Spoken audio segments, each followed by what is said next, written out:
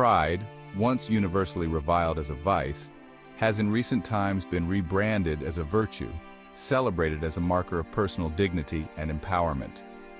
However, the ancient view of pride as a deadly sin carries deep warnings that resonate strongly in today's social climate. Pride, when embraced as a public good, fosters a competitive culture where each identity demands validation and attention, leading to cycles of division, comparison, and resentment. Modern society's celebration of pride as a universal virtue has intensified social fragmentation, as people increasingly feel entitled to seek recognition for every unique trait and identity. This reimagining of pride has fueled a landscape of rivalry for visibility, where personal worth is linked to public acknowledgement. Instead of fostering solidarity, this demand for pride has created a dynamic of escalating distinctions and performative identities, driving individuals and groups into an arms race of self-expression. Today, let's try to unpack the classical understanding of pride as a destructive force. We'll contrast it with the overlooked virtue of humility, and explore how humility may offer a path toward restoring unity and mutual respect. Through the lens of modern social fragmentation, we hope to illuminate the deeper wisdom behind pride's inclusion in the 7 deadly sins.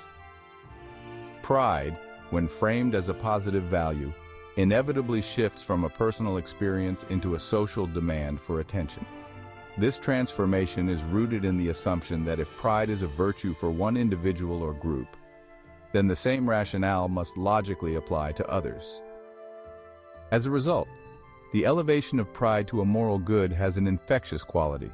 It inspires others to seek visibility and validation, creating a cycle where each individual or identity feels justified in seeking public acknowledgement. This cultural shift redefines self-worth no longer as an internal state but as a social claim, making attention a seemingly necessary component of dignity.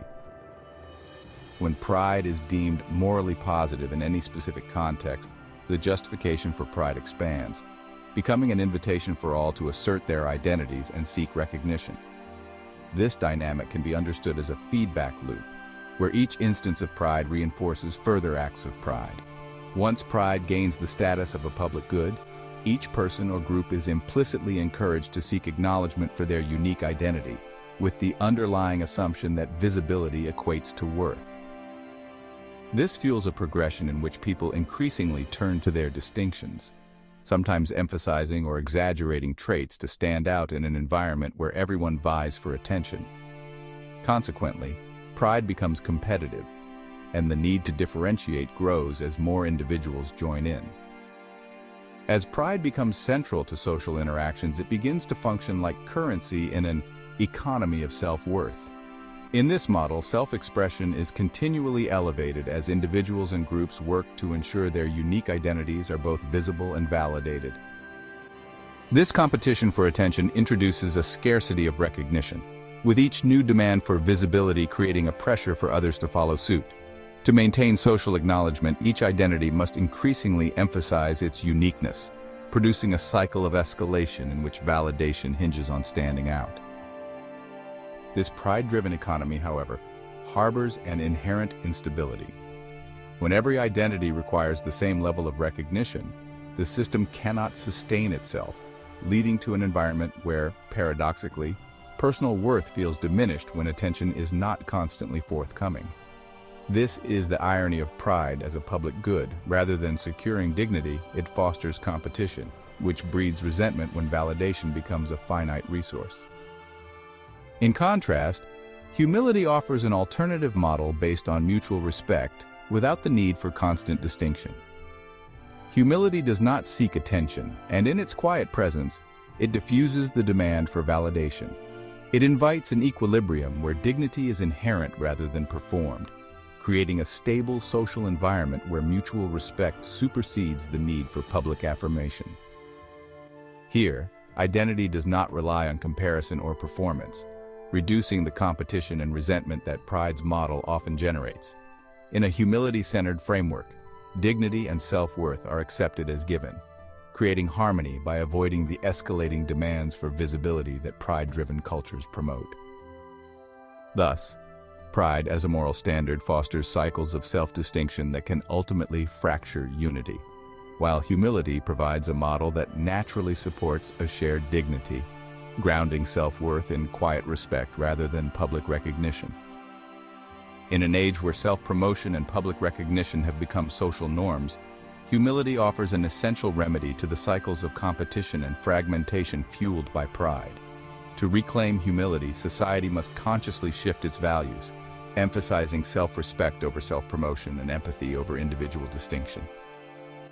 Encouraging humility means actively valuing qualities like quiet confidence, resilience, and respect for others, without the need for constant validation or differentiation.